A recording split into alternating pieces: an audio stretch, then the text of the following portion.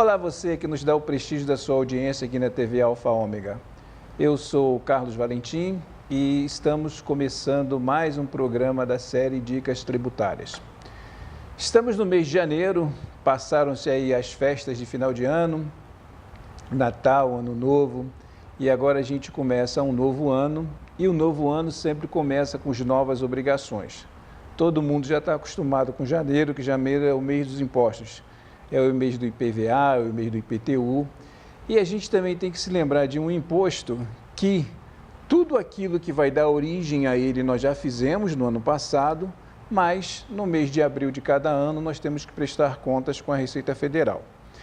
Então eu pretendo daqui até abril trazer para vocês um programa que ele vai ter como base, não vai ser totalmente igual, mas ele vai ter como base o Perguntas e Respostas da Receita Federal voltado especificamente para pessoas físicas, que foi editado em 2017.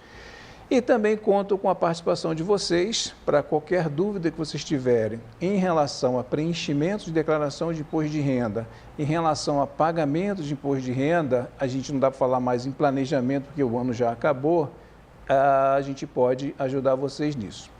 Então, hoje, como um primeiro programa, eu vou trazer algumas considerações bastante básicas, que é com perdão da redundância, começar pelo começo, que é o seguinte: bom, a primeira coisa que eu tenho que perguntar, eu preciso declarar imposto de renda?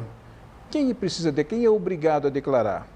Então, nessa primeira questão, são obrigados a declarar, e a gente pode usar aí valores do ano passado. São obrigados a declarar, primeiro, aqueles que tiveram rendas tributáveis igual ou superior a R$ 28.500. Segundo, quem teve rendas isentas e não tributáveis ou tributadas exclusivamente na fonte que foram superior a R$ 40.000. Ou então, quem adquiriu um patrimônio ao longo do ano anterior. Esse patrimônio pode ser uma caderneta de poupança, um imóvel, um bem de uso prolongado que tenha valor superior a R$ 300.000. Esse valor não é valor de mercado, mas é o valor efetivamente que eu paguei pela aquisição disso.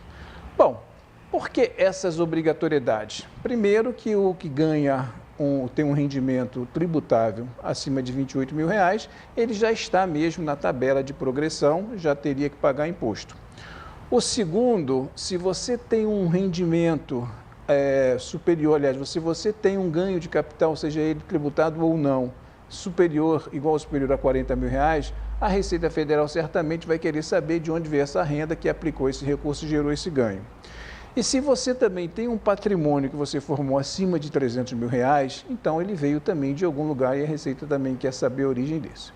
Então, as pessoas que se enquadram nesse grupo, elas não têm nenhuma escapatória, estão obrigadas a declarar o imposto de renda. E se elas não cumprir essa obrigação, o que acontece com ela? Elas podem ser penalizadas por multa, ela pode ter o CPF dela suspenso. Então, hoje, tudo que você vai fazer na sua vida, a primeira coisa que te pergunto é, bom, quer CPF? Então, se você está com seu CPF com alguma restrição, você pode ter algum tipo de problema. Aí você pode perguntar o seguinte: bom, mas eu não estou nessa categoria, eu não tenho nenhuma dessas características que você falou, mas eu quero declarar. Posso declarar? Pode. Sem problema nenhum, você pode declarar sim. Uma outra pergunta também que surge também é o seguinte: bom, eu sou o titular de uma empresa. A gente sabe que hoje eu posso ter uma empresa que eu tenho um único dono, que são os microempresários individuais, empresas que têm um faturamento pequeno. Agora, o fato de eu ser responsável por um CNPJ, eu sou obrigado a apresentar uma declaração de imposto de renda? Não. A resposta é muito simples: você estará obrigado se você tiver dentro daquelas características que eu falei no início. Se você não tiver, ou seja, se o seu faturamento com essa atividade empresarial for inferior aos valores que a Receita Federal obriga você a declarar, e se você também não tiver formado um patrimônio também em valor que a Receita te obriga, você está desobrigado. Não é pelo fato de você ser responsável por um CNPJ que você vai ter que fazer uma declaração de imposto de renda. Agora, tem uma outra pergunta também que é muito interessante, que é o seguinte: existe algum limite de idade, como tem, por exemplo, para votar, que eu estou desobrigado de apresentar declaração de imposto de renda? Não. Na verdade, não existe limite nem para baixo nem para cima. A gente, desde que a gente nasce, que a gente adquire aí uma identidade, que a gente passa a ter uma certidão de nascimento, nós já somos potencialmente contribuintes. Então, se um bebezinho recém-nascido recebe aí uma mesada por alguma razão, ou se ele é achado assim aquele bebê mais fofinho do mundo e uma empresa resolve contratá-lo para publicidade, a renda que é atribuída a ele, ele já é considerado um contribuinte de imposto. Então, independente dele tiver 0 anos ou se ele tiver 100 anos, se ele tiver rendimentos que sejam rendimentos tributáveis e que se encaixem dentro daquelas características que eu falei no início, ele obrigatoriamente vai ter que se entender com o fisco também. Bom, uma outra questão também que é muito interessante é assim, bom, existe alguma situação na qual eu preencho essas características que você falou e eu mesmo assim posso ficar desobrigado de apresentar a declaração? Sim, tem uma situação bastante peculiar, que é o quê? Se você é casado ou você é casada e o seu marido ou a sua esposa faz a declaração de imposto de renda e coloca você como dependente, você está automaticamente desobrigado de apresentar uma declaração. Mas tem que se prestar muita atenção no seguinte: quando você elege alguém para ser seu dependente e esse alguém preenche os critérios de elegibilidade da Receita Federal para ser seu dependente, ou seja, é seu esposo, sua esposa, seu companheiro, é seu filho até 24 anos e está na universidade, é seu pai, é seu avô, enfim, ou então é uma pessoa que vive sob a sua tutela, você pode tê-la como dependente, mas tem uma observação muito importante que às vezes as pessoas se esquecem disso. Eu mesmo esqueci disso uma vez. Se esse seu dependente tiver rendimento e seja qualquer valor, se ele estiver ganhando R$1.000 no ano inteiro, você é obrigado a colocar os rendimentos dele somado aos seus rendimentos. Então, é justamente por essa razão que ele é desobrigado de apresentar a declaração de imposto de renda. E se ele possui bens, que sejam bens também que haja necessidade de serem declarados, você também deve colocar os bens dele na sua declaração. Você já deve ter percebido, e quando você está preenchendo uma declaração de imposto de renda, todas as perguntas ou todas as fichas que você preenche, sempre tem uma perguntinha: se o bem é seu, se o rendimento é seu, se a despesa é sua ou do seu dependente. Então, quando você declara rendimento, está lá, rendimento seu. Aí, se você fala assim, rendimento do seu dependente, então o sistema abre para você marcar qual é o dependente que é dono daquele rendimento. Da mesma forma, quando você paga uma despesa médica ou você paga uma outra despesa que seja dedutível do imposto de renda, também vem a mesma pergunta: essa despesa é sua ou do seu dependente? Se você marca que é do seu dependente, ele também vai abrir uma linha para você preencher qual é aquele dependente. E por que a Receita Federal faz tudo isso? Se vocês acompanham esse programa desde o início, lá nos primeiros programas, eu falava sobre a capacidade que a Receita Federal tem de reunir informações sobre todo mundo que tem CPF, sobre qualquer movimentação financeira que você fez. Se você está no meio do sistema financeiro nacional, ou seja, você tem uma conta bancária, tem uma conta de poupança, tem um cartão de crédito, ou se você faz compra no mercado e dá o número do CPF, enfim, tudo que você faça que é registrável no seu CPF, a Receita Federal tem acesso a isso. Então, ela, quando pergunta se a despesa é sua ou do seu dependente, ou se o rendimento é seu ou do seu dependente, ela acaba trazendo essa informação para conferir se é exatamente o que você está falando. Quando eu falei que já aconteceu comigo, por exemplo, eu tenho meu pai como meu dependente, e meu pai é aposentado. E teve um ano que eu coloquei meu pai como dependente e esqueci de colocar os valores que ele recebeu de aposentadoria. Logo, quando começou a revisão da declaração pelo fisco, eu caí na malha e eu fui ver o que era. Era exatamente isso, e a Receita Federal dizia o seguinte: olha, você tem X valor que você deixou de declarar do seu dependente. E é verdade, e o número batia na vírgula. Por quê? Porque o SERPRO, que é o Centro de Processamento da Previdência Social, informou para a Receita Federal no CPF do meu pai que meu pai tinha recebido aquela renda durante o ano. E como eu não a declarei, quando eles chegaram para conferir os dados, eles perceberam que o dependente do Carlos Valentim, CPF número tal, tem uma renda que não foi declarada por ele.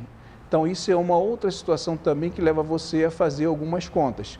Se você tem um dependente que tem rendimento, você primeiro faz uma comparação.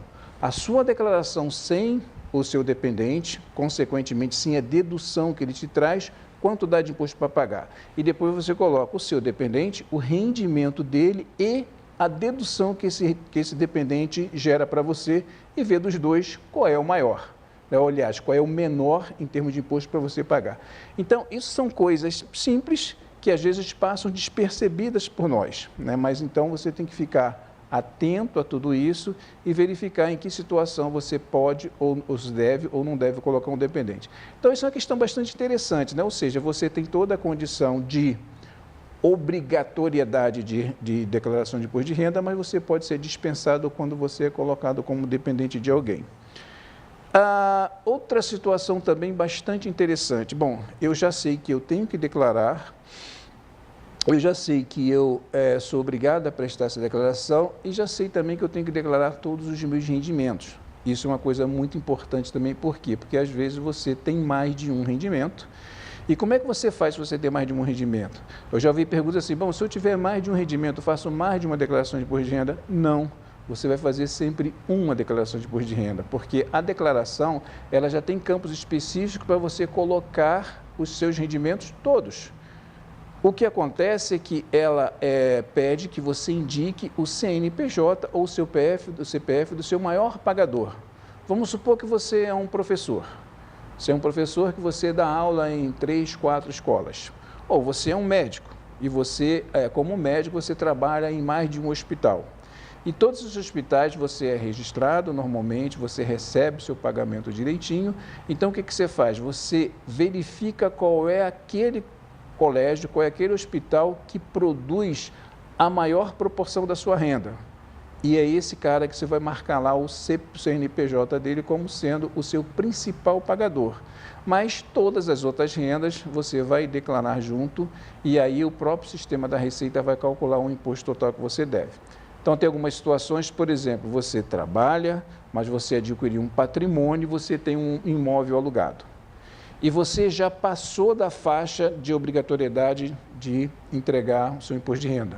Então, esse aluguel que você recebe, seja ele de qualquer valor, R$500, R$1.000, R$1, 10, isso aí não importa, ele já é um componente de uma segunda renda que você tem, você também vai ter que mensalmente, isso era para ter feito no ano passado, todos os meses quando você receber esse aluguel, você juntar com o seu salário, fazer o cálculo do imposto que você deveria pagar como complementar, mais conhecido como carnê-leão, e fazer essa declaração junto com o que você fez também. Se você não fez isso durante o ano passado, ano todo, você pode corrigir isso ainda? Pode. Você pode pegar essa renda toda, colocar essa renda toda, fazer a declaração de imposto de renda, você vai pagar uma diferença. Qual o risco que você corre? O risco que você corre do fisco entender que o imposto principal está pago, mas como você tinha que pagar uma determinada parcela lá em janeiro do ano passado, você está sujeito a um pagamento de uma multa e um juros sobre esse valor. Bom, eu acho que por hoje a gente pode parar por aqui, é somente uma introdução daquilo que a gente vai falar ao longo desses programas, mas a partir dos próximos a gente vai entrar um pouco mais a fundo na construção da declaração e daquelas coisas também que eu devo evitar para cair na malha. Porque se você cair na malha, seja você tem imposto de renda a pagar ou imposto de renda a restituir, é ruim para você, porque acaba ficando com uma pendência e essa pendência pode gerar aí algumas consequências não muito agradáveis para você. Bom, então estamos combinados, estamos começando hoje. Qualquer dúvida que vocês tenham em relação a isso, participem, mandem um e-mail para a gente, eu terei prazer em respondê-los e eu gostaria de fazer esse programa junto com vocês. Então temos um compromisso até o dia 30 de abril, ok? Até a próxima.